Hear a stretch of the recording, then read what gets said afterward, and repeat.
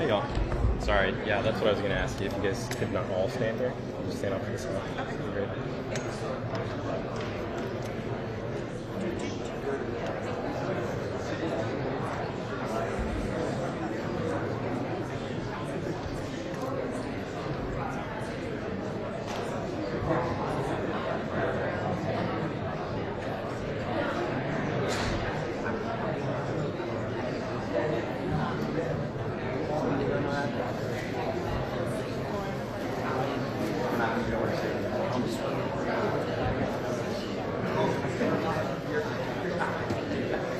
Trying to trap me in here, man.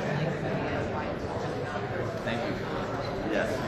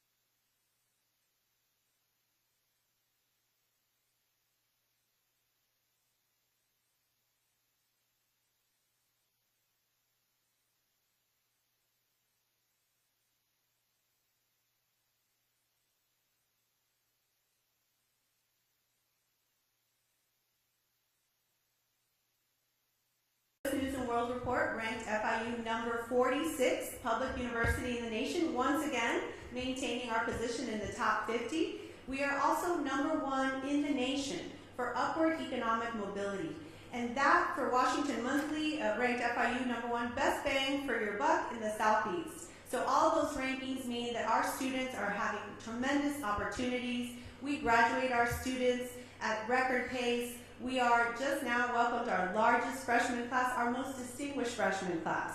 And we're just getting started. So under my leadership, I'm excited to continue to grow, and our goal is to become top 30 within the next 5 years. So keep your eyes on FIU. We're going to diligently work to ensure that our students have wonderful opportunities once they cross that graduation stage.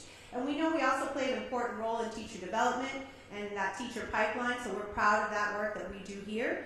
And we're just really excited to kick this off today. And as a token of our appreciation, Governor, I understand, I know firsthand that you have a football aficionado in your household. So we have here a jersey.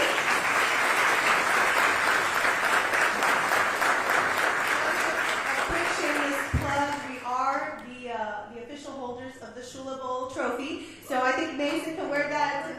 Yeah, two. One was Penn State, so that doesn't really count. But we're honored to have you here, Governor, and we're excited to welcome you and the team that's joined us. So thank you so much.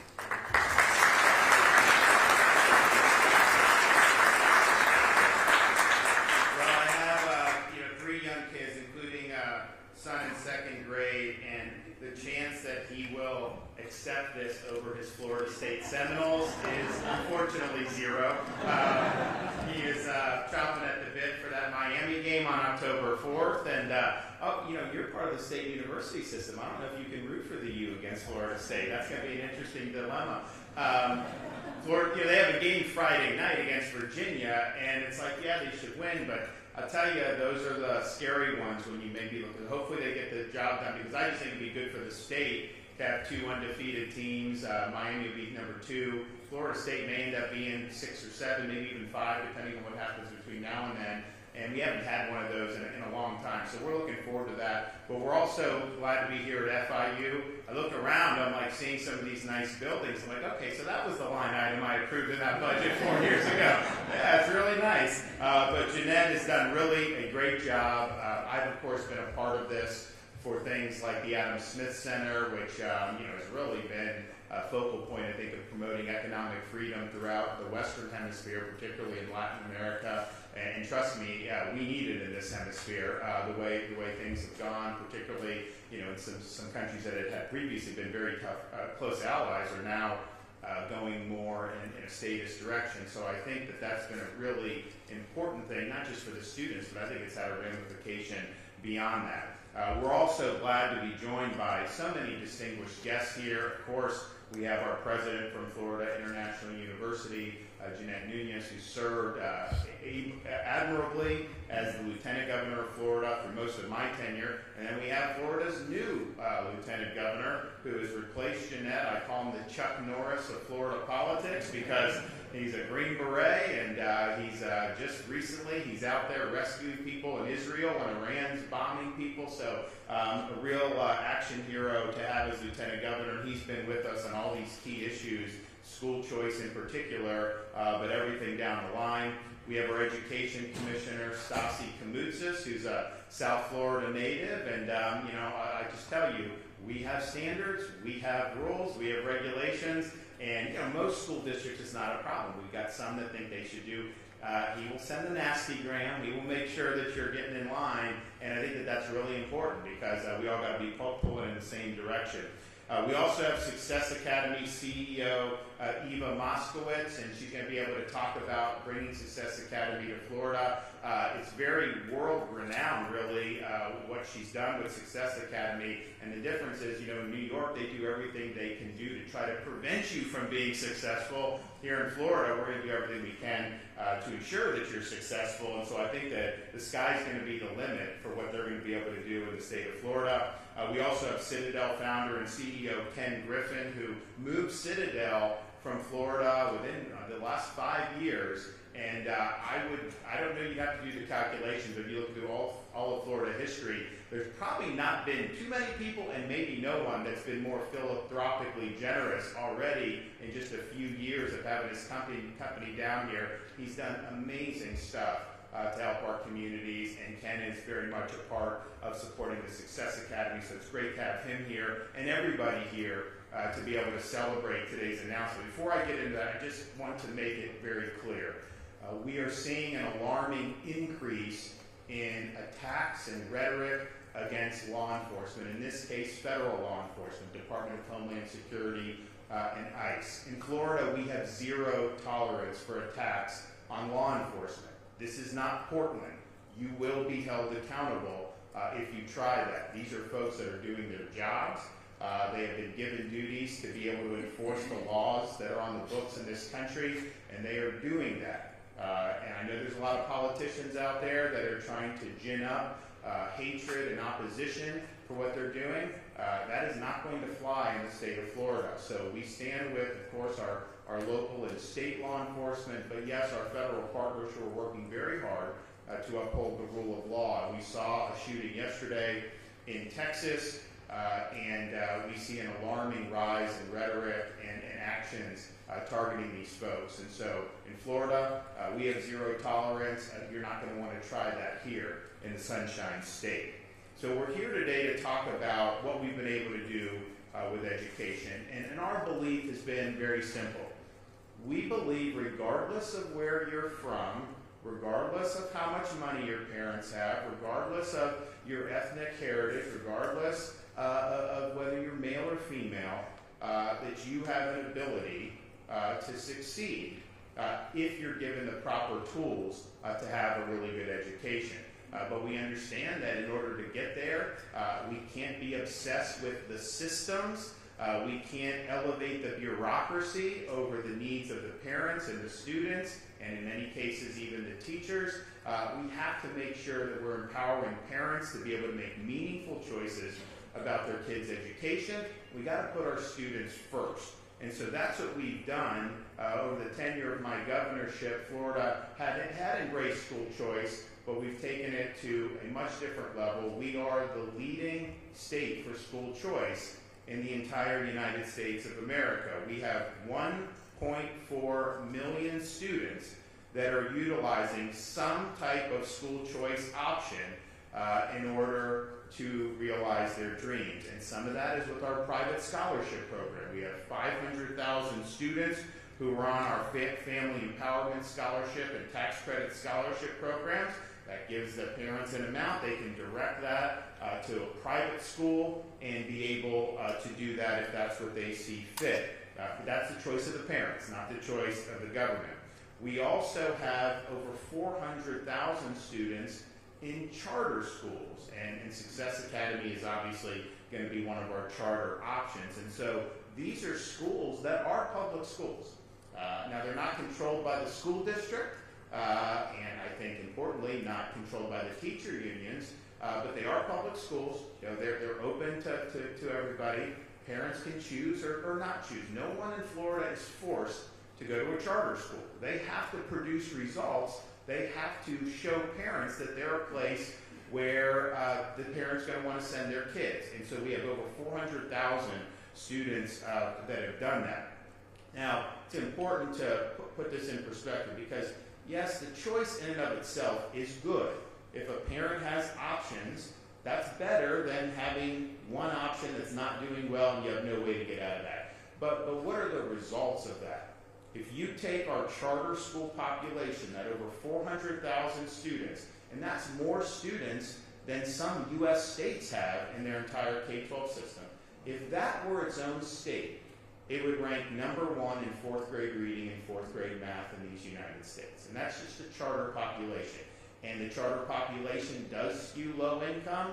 It would skew to demographics where people would say, oh, you can't expect success. No, we're showing everyone can succeed by what we're doing. So I think that that's really, really powerful. We also have been very supportive of parents who want to homeschool their children. So we have hundreds of thousands of families that are involved in homeschooling. They're able to get school choice financial support to be able to do that, and you're seeing a lot of really neat, innovative things that are developing in the homeschool community to be able to tailor education for what they want. So we stand here today, as Jeanette said, 10 years in a row, Florida's #1 in public higher education, and I think FIU now being firmly in the top 50 for publics is great. I mean, it wasn't long ago that they were closer to 100 than to 50, and so the rise has been very rapid, and I think the rise is going to continue. We also have University of South Florida, Florida State, and the University of Florida that are in the top 50. We have been ranked #1 in overall education 2 of the last 3 years, #1 in education freedom, I think for pretty much every year since I've been governor, #1 for parent power by the Center for Education Reform, and also #1 for parents' rights of any state in the United States. And again, the debate about school choice that we had, I think, a little bit more theoretically maybe 20, 30 years ago, because you didn't have a lot of school choice around the country, was that, oh, if you do school choice, you're going to reduce the quality of the education, money's going to go away from the school districts and all this stuff. And I think what we've shown is, what have the results been? So the results that we see from expanding school choice as follow. Last year, 71% of Florida schools earned an A or a B grade. That's up from 64% the year before. Even better, 44% of schools earned an A. The number of schools receiving a D or F declined significantly year over year. Now, part of the reason I think we were able to do that is we instituted a change in how we evaluate schools. We had focused on one kind of high-stakes end-of-year test that was frustrating for parents and some teachers and a lot of students. It also just practically happening at the end of the year. If you needed remediation, well, the kids are on summer vacation, and so how are you able to remediate? So we replaced that one end-of-year test with progress monitoring. That progress monitoring is periodic throughout the course of the year. It gives an ability for teachers and parents and the school to be able to rectify poor performance, and we've seen a huge increase in performance as the school year has gone on as a result of our progress monitoring. Finally, before we talk about Success Academy, I'm really proud that we've led the way on reinvigorating American civics as something that's really important for our students. We started and the philosophy behind it is simple. You're going to have people graduate from our K-12 system who will want to go to college and go into business or go into college and be a doctor. Some will just maybe be entrepreneurs and not even go to college. Some will go into trades. People are going to pursue a wide variety of paths. But every single person that we send out of this K-12 system of ours is going to be called upon to exercise the duties of being an American citizen. And it's incumbent upon us to ensure they're not just a blank slate when they get out of here, that they actually have a foundation to understand what are the principles that have made America unique. What does it mean to be in America? Why have people fought and died defending this country? And if we're doing that, then we're doing our part so that they can go out and make the most of this really unique opportunity to be a citizen of this republic. And some will want to get involved in civic affairs. Maybe some will just be diligent about voting every election. Maybe some people get involved in their local community. But having that foundation, I think, is really, really important. So we have a Civic Seal of Excellence program for teachers, because we can sit there and tell you, you need to read Federalist number 10, you need to read the debate at the federal convention, you need to read all this stuff, and that's fine, but you have to have teachers that, one, are passionate about it, but then have a solid understanding. So our program gives them a $3,000 bonus if they go through the program, 50 hours, we've got great scholars from around the country talking about all the influences that went into the founding of the United States of America, and the people that go through that, they're blown away by all this stuff, because in a lot of universities around this country, that's not what they're focused on. They've got different agendas. Now, not as much here, not here as long as Jeanette's president, I know that. We want to focus on things that really matter and things that are enduring and really pursue truth. That's not how it's gone. So that's been hugely successful. and we now have the most robust speech and debate initiative of all 50 states. Every school district in Florida is a part of our speech and debate initiative. I think we have the championships in the spring that we'll do again. And I just think that's valuable because it's easy for someone to be in their own little cocoon and just regurgitate things, but you may have to, in speech and debate, argue for something that conflicts with your priors. Maybe you got to question your assumptions. Maybe you actually have to think a little bit outside the box and make an argument. And in an era where so many people are on smartphones and stuff, to be able to stand up and express yourself and articulate a position, I think is really, really important. So we're proud of what we've done there. So today, I think it's really monumental for our state. Success Academy is the nation's top performing charter school network. And we have a lot of great ones in Florida. And we've got some amazing classical charters, like our friends in Jacksonville that have done those. We've got some down in South Florida that have done very, very well in different things. And we're proud of that. But success really brings a proven leader. Success under Eva Moskowitz, they're not trying to kind of get easy points here. They're going in areas that have been more difficult to provide quality education. Here in Florida, they're going to be going in areas that have schools that have been very poor performers. And they are going to be giving populations who may not have had access to great education a chance to do something different. The track record has been sensational. And I mentioned this in passing, this is just true. New York City and New York State does not want charter schools, by and large, to be successful. Why? Because it's not something that the teachers' unions want to be successful. Why would that matter? Because they're the ones that really call a lot of the shots, unfortunately, in some of these states. And one of the things we did in Florida was say, no automatic deduction for teacher union dues. They can't be forcing you to do this. They can't even have an expectation it's just going to happen and all of a sudden you'll see it on your paycheck. No, if you want to opt in, you can write them a check, you can do. But what has that done? The number of people that have joined has plummeted. Dade County, Broward, they don't even have enough to be certified anymore. And part of the reason we did that is because we're increasing their salaries at the state level. We're doing a lot of this stuff. You actually had some teacher unions in Florida when we did because we've now done a teacher categorical pay increase, where they would withhold the additional salary from the teachers to try to leverage that on other negotiations where they could have gotten the money in the teacher's pocket right away. So you see some of these games that are played, and it's tough. It's a tough environment in places like New York and particularly in California. So I really believe that the old song is true. If you can make it in New York, you can make it anywhere when it comes to doing charter schools. So you now have here with Success Academy and in this community in Miami, a community that has embraced school choice. There is no urban community in America that has more school choice than Miami-Dade County. And it's not even close. You have 2.8 million people.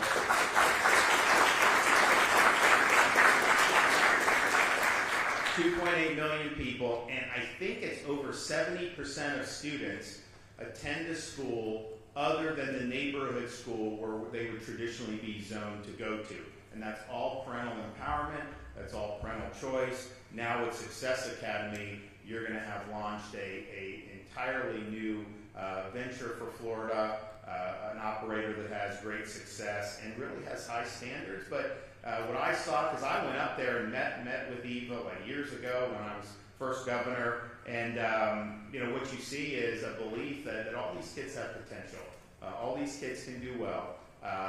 Different kids may need different tools. Not every family is offering the same levels of support across every part of our country, but people, they can succeed. And there's a belief in that, and the belief is, and the goal is to, let's get these kids to maximize their potential. So I'm excited. I know we had to work hard kind of in the extra innings of the legislative session, and we're going back and forth, and we got it done because I knew it was important, and so we were happy to lean in on that. So we're going to hear from some of our speakers. So we're going to start with Our Lieutenant Governor, Jay Collins, if you want to come up here. He's a 23-year Green Beret, was an outstanding state senator.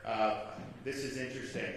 He lost his leg after 18 years of service, and rather than retire, he became the first person in the history of the Army to re-qualify as a special operator Green Beret on a prosthetic limb. You want to try that? Probably not very easy. And he's hit the ground running as Lieutenant Governor and has been a real champion for educational choice in Florida. Jay?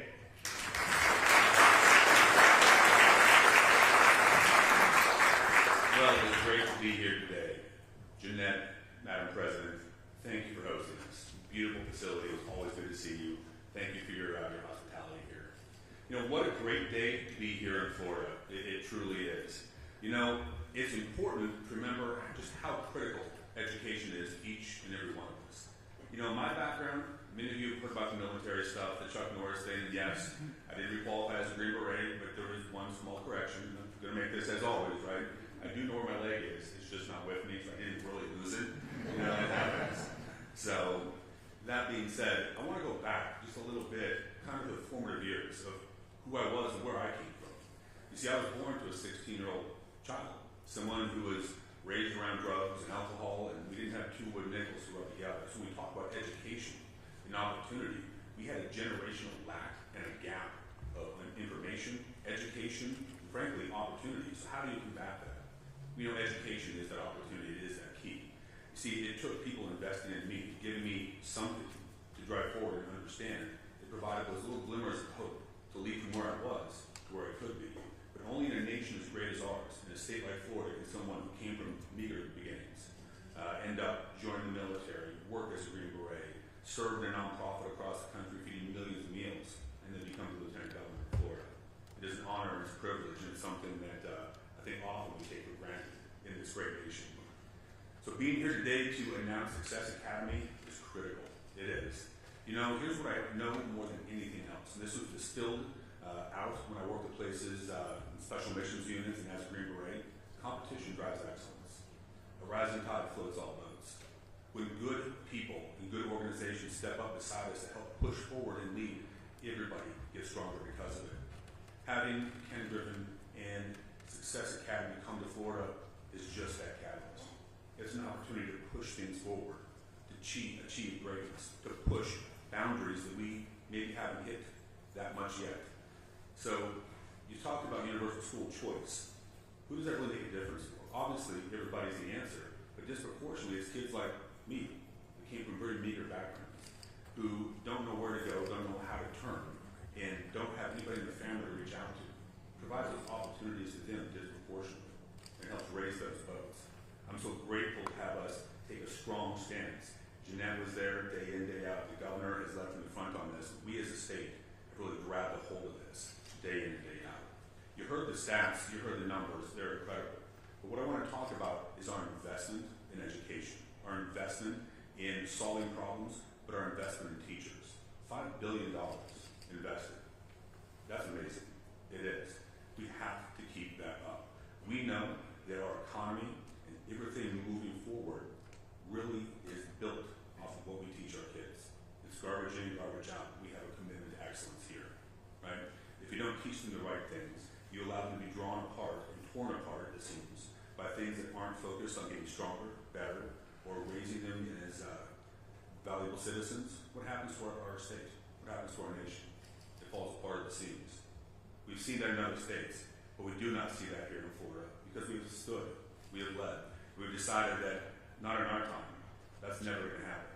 There are many people who have fought this fight, but it's been led by Governor DeSantis largely across the way. You know, life is a contact sport. It turns out that winning does matter. We have to make sure we give them the opportunity for our children to do what we did, to protect and preserve all that we love, all that we hold to be self-evident and true for our children, just as our forefathers, as our parents did for us. That is our responsibility as citizens. That's our responsibility as parents, so they can do the same thing for theirs. You know, under Governor DeSantis, Florida has led them. We didn't play small ball when others hesitated. They failed to step into the breach or stand alone if necessary. We did. We innovated, we solved problems, and we stood for students, for families, for education. because it's the absolute best thing we can do to solve problems now, but to establish a base of success as we move forward.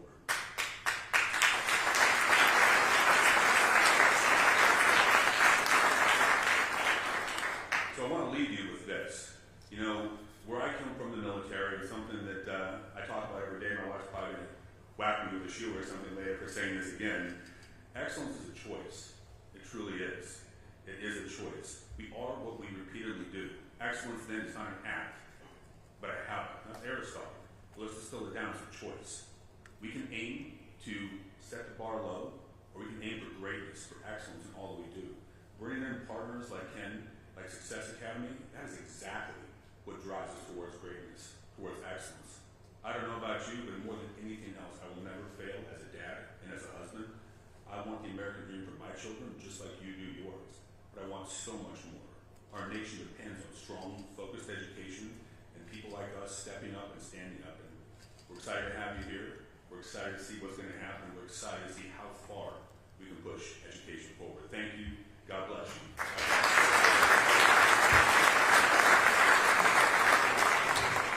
Okay, Florida Commissioner of Education Stasi Koumoutzis is hard-charging. He's done a phenomenal job, and I can tell you, parents in Florida, you got no better friend than Stasi, making sure that your rights are protected.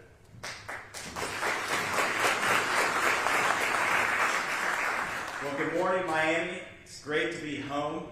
Great to be at FIU with President Nunez. Great to see so many friends here in the crowd. I see Representative Omar Blanco. I see President Madeline Pumaria, as well as Trustee Robert Alonzo and Board Member Dana Espino. It's great to be here in the community that I know and love. I was just here last week with Secretary John Davis. We got to speak to over 2,000 students in the neighborhood I grew up in, North Dade. I went to Dr. Croft, and I had the ability to participate against some of the best in the district when it came to sports. And I got to go to my rivals' high schools as well and talk about the importance of their future. Whether it was Miami-Norland, that just became an A-rated school. That's a big deal for our community. Whether it's Miami-Carroll City, who also just got an A as a school. North Miami Beach, Miami Central, Miami Northwestern. It was great to visit with these students and see how much greater the quality of educators and administration is in the public school system because of charter schools, because of the competition that is now taking place. And Governor, I thank you for leading on that. I know firsthand just the challenges and opportunities that we deal with as folks here in Miami. My mother was a single mother of 3 kids. She struggled her whole life, and she struggled to make sure that we had the best education. And so for our district, at that time, it was Dr. Croft, and I was super thankful for the sacrifices that she made. There's so many parents in Miami that want the very best for their children, as well as throughout our state. And so thanks to Governor DeSantis, Florida is providing every family access to a world-class education, no matter where you live, no matter how much money you make. So thank you, Governor, for your leadership.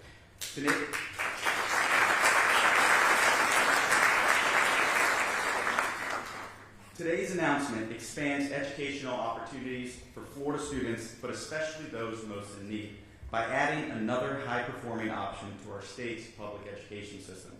We are proud to welcome Success Academy under the leadership of Eva Moskowitz, and I want to thank you, Ken Griffin, for your investments as well to make sure that students that are often overlooked are prioritized in this state, where they're able, through Success Academy, to help raise the bar for academic excellence in these communities. Success Academy brings a nationally recognized record of academic achievement and school improvement. We're confident their unwavering commitment to student success will benefit students throughout our state, starting here in Miami. As Florida's newest approved School of Hope operator, Success Academy will play a key role in transforming persistently low-performing schools into high-achieving learning environments. Schools of Hope operators consistently outperform both district and state averages in states where they currently serve, delivering results for students who need it most. School of Hope operators are held to rigorous standards of accountability while offering innovative, student-centered solutions that empower communities and drive measurable success. With the addition of Success Academy, Florida is strengthening its commitment to ensuring that innovation, accountability, and academic excellence go hand in hand, especially in these communities with low-performing schools. Success will not just expand school choice options for families, but they will also ensure that students are prepared for their future careers. And I want to highlight, Florida was also just recently ranked for the 4th year in a row #1 in education freedom because of our stance on education choice, teacher freedom, accountability, civics. We continue to rank #1 in every metric year after year because of this governor's leadership in prioritizing education.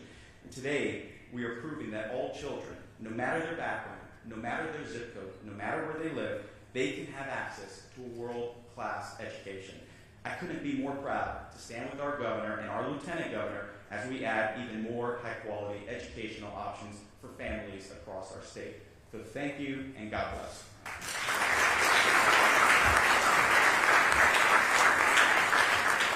One of the things that we've done since I've been governor is to say, pay teachers more.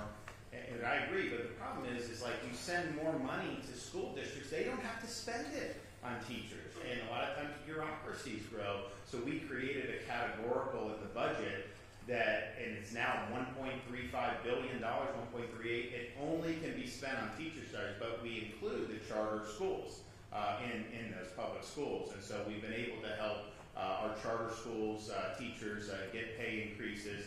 And look, you're not getting rich being a teacher, but like in Miami, it's a high cost of everything. It helps, and so we're going to be committed to continuing to do that. So you can anticipate us rolling out an even larger teacher categorical for next year, and that announcement will be forthcoming. Pleased to bring up the CEO of Success Academy, and they have had an enormous amount of success in New York City under a lot of obstacles that get thrown their way. And we had discussed coming down to Florida many, many years ago. Things kind of work out, and I think we've created now an environment where it makes sense for them to come. And I think Miami's just the beginning. I think where there's needs around the state, I think you're going to see Success Academy make a big, big difference. And so while we're here today, I'm excited about what it means to this community. I guarantee you there's going to be other places around the state of Florida where you're going to see success in the years to come. So come on up.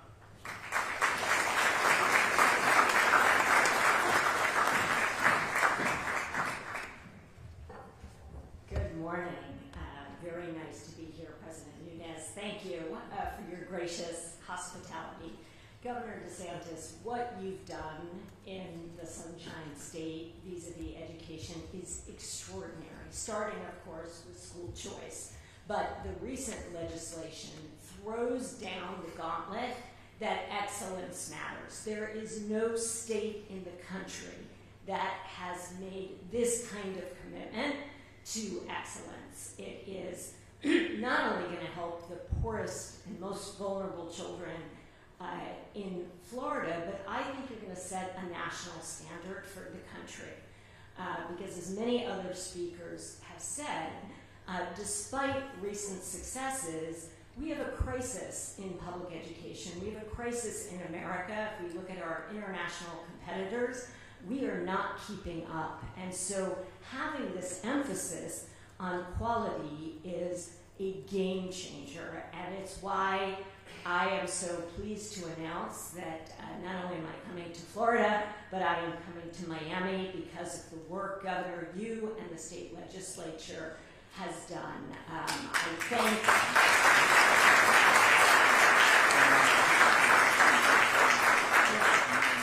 I'm so excited to work with other Miami educators, business and civic leaders, and a diverse set of community leaders here in Miami. It's a little emotional. I have been fighting, as the governor said, in a blue state. I'm not used to being welcomed. I'm not used to people liking high standards. It's a little new for me. So it's just been really, really great to think about the amount of good that can be done. And it's not only success, it's really partnering with other charter operators. I'm passionate about all kids, whether they're in district schools or charter schools. We've got to get every single child to excellence. I'm also pleased to announce, and I have to confess a little emotional about this too, that Ken Griffin, who has been an incredible philanthropist for so many causes in this country, is making a $50 million gift to Success to come to Miami and support the poorest children to achieve unparalleled educational excellence. I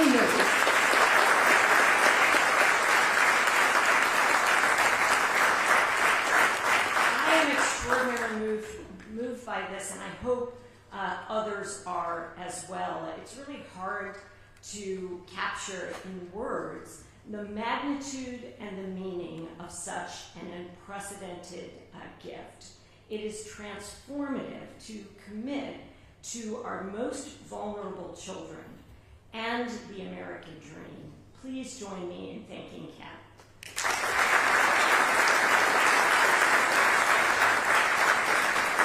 And I'll just close by saying, Ken, you're not only helping the children of Miami and the Sunshine State, but you're sending a national message, like the governor, that children, poor children, matter, that excellence matters, that the American dream matters, and it's time to get going. Thank you.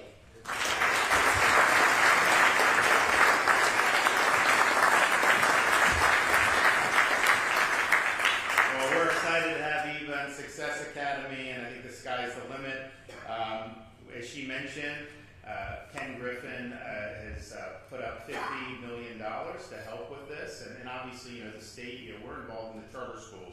That's going to have an enormous impact. But that is not the only $50+ million donation Ken has made in Florida in recent years. He's been incredibly generous. He's one of the top financial whizzes that we've had in the modern history of our country. He's built an incredibly successful company. I tried to get some stock tips out of him on the way over here, but he's a guy who watches a lot of stuff, but has had an enormous amount of success because of America, starting his own business and doing it. But I think that his passion to help others, particularly with education, has really been unparalleled. And so when he moved the company down here a few years ago, yes, look, these are high-paying jobs. They contribute to the economy. But I will tell you, the philanthropic impact that he's had just in the last 4 or 5 years has been incredible. So this is another example of that. And I would, if I were a betting man, I would say it's certainly not the last example of Ken Griffin's really significant philanthropy. So come on up, Ken. We'd love to hear from you.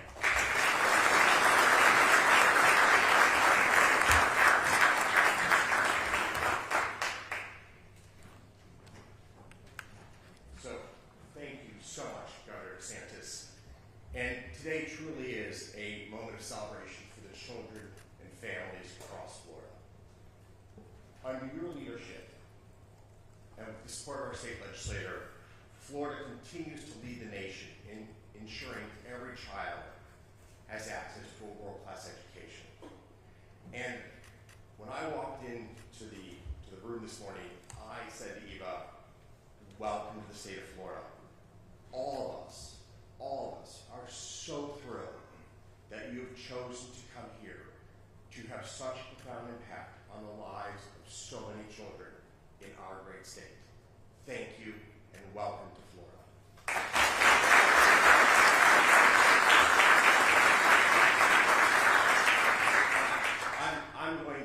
I'm going to brag for Eva for just a moment, because I must give you credit for being humble all the time. But in New York City, Success Academy works with students who are in the inner city, who often come from very challenging demographic backgrounds. It is a remarkable testament to Eva and her team that these students in the state of New York placed first as a district in mathematics.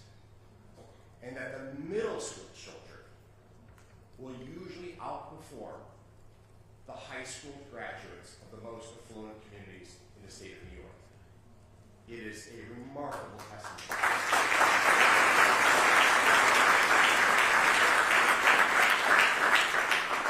to your leadership and to your team's commitment. Now, I walked the halls of success. I have spoken with the students. I have had the moments in the classroom where they're posed difficult questions that with my Harvard education I struggle to find an answer to. do need to work higher education in America, don't we? But what I will tell you is I love the culture of optimism, rigor, and most importantly, high expectations. High expectations. Teachers and leaders who know that these children can have remarkable lives and make the personal commitment to bring the best out of these children. Jay Collins and I spoke before today's event for just a moment about our shared family histories.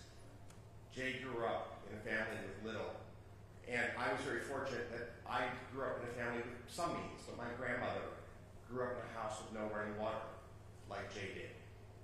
And for Christmas, she had an orange.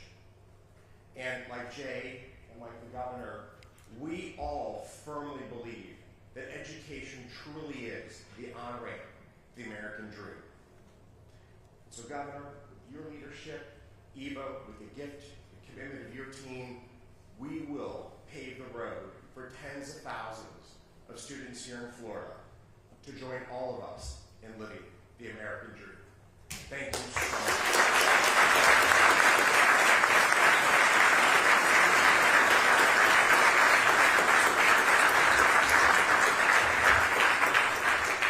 Well, I'm excited. I think this is a really important day for Florida. I just can't wait to see what Success Academy can do. And I just will echo what some of the other speakers had said, either explicitly or implicitly. We believe that kids from all walks of life have the potential to succeed. And Eva Moskowitz believes in setting those standards very high and working to make them reach their full potential, and she has a model that works. So we're already number one for charter schools in those categories, but I have no doubt that Success is going to put us up even more. So thanks everyone for being here. I can take a couple questions before we leave. Yes, ma'am. Thank you for taking our question from Warner and CBS. My name is hoping you can clarify. Is Success Academy going to be creating new schools or going into existing schools, underperforming schools, and then transforming those? And then based on the answer, do you know where the new schools would be or what schools they would be taking over? So they will be doing, potentially a combination, right? I mean, certainly new schools. We also, at Schools of Hope, do have an ability when some perform poorly, where that can basically be taken over by a charter operator. One of the things that we have provided in the recent legislation is an ability for them to access empty space that we have in some of these schools because, quite frankly, poor performing schools get less enrollment in the era of school choice. Parents have the ability to go. So they're going to be able to utilize that. But so I think it's going to largely be, they're going to start new schools. But I do think, given Florida's Schools of Hope program and the ability to have a charter operator take, we just did one in the Panhandle not too long ago. So that would be an option as well. Governor, I was hoping you might explain your thinking a little bit on deeding the land next to the Freedom Tower to the Trump Presidential Library rather than. Well, I think that the reality is Miami-Dade College, they're using it as a parking lot. Oh, we got to see the president's here. Thank you. Okay, and so it's a site that they are interested in doing a presidential center on, and I think to have that done in conjunction with one of our state colleges is really monumental. Now, we had worked and negotiated possibilities at Florida Atlantic, here at Florida International, and I know they thought hard about that. But their preference was for this land next to the Freedom Tower. So you're going to have a presidential library in the state of Florida, which I think is good for the state of Florida. I think it's good for the city of Miami, but you're going to have Miami-Dade College be able to have programs that are going to be associated with that. And so we think it's appropriate. We think it's going to be good for the state of Florida. And think about this. Donald Trump is like the quintessential New Yorker, right? I mean, like, he was Queens, real estate, apprentice, all this stuff. And he's not doing his presidential library in New York City or anywhere in New York State. And I think that's a testament, one, how he was treated by New York City, with the Attorney General trying to take his money and the bogus prosecution, but also the city's got a lot of problems. They may elect a mayor that's going to cause a spiraling out of control of those problems in November. And so I think the fact that they want to do it right here in Miami, right by that Freedom Tower, to me is a testament that they view Miami as a city on the rise and the state of Florida as a place on the rise. So I think it's a good signal for the state that they would want to invest into this area, and I think I look forward to being able to facilitate that process. Now there may be other things that they're going to need to bring this to fruition, but I think this is the first step, and we're happy to play a role in that. Governor, Danielle Garcia with WSPN. So to clarify that on the school's Success Academy, is that going to be opening 2026? Is it going to be in Miami-Dade County, Broward County? So I think, and Eva can give you precise. I think her philosophy is, she's not going somewhere to do just one school. Like she believes, and we believe in their approach. We believe that there's going to be a lot of places around Florida where this approach can make a meaningful difference in the lives of the students. And so I think Miami is step one. I absolutely would envision that you will be seeing Broward, you will be seeing West Palm, you'll be seeing Orlando and some of these places. I think that that's very likely. I think that's their model. I think that that's their intention. Now they got to go in and they got to start moving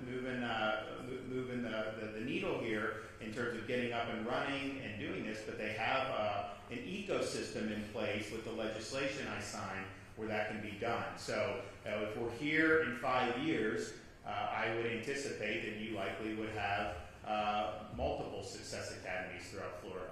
Governor, your thoughts on open carry, which is now essentially law of the land in Florida as of today? Well, it's something that I've always been supportive of. And the thing about it is, these political debates are interesting to me because, you can have your position for or against. But, when you say that the sky's going to fall if you have open carry, well, I can look at 40 plus other states that have it, and I haven't seen the sky fall.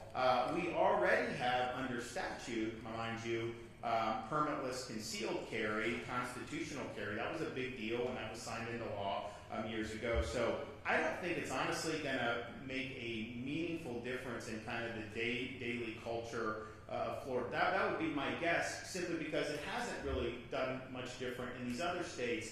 I think a lot of folks who are big proponents of the Second Amendment, I think their concern with Florida basically saying you can never open carry is if they have a concealed firearm, they sit down at a restaurant, they open their jacket, and then the firearm all of a sudden shows, have they committed a criminal offense for that?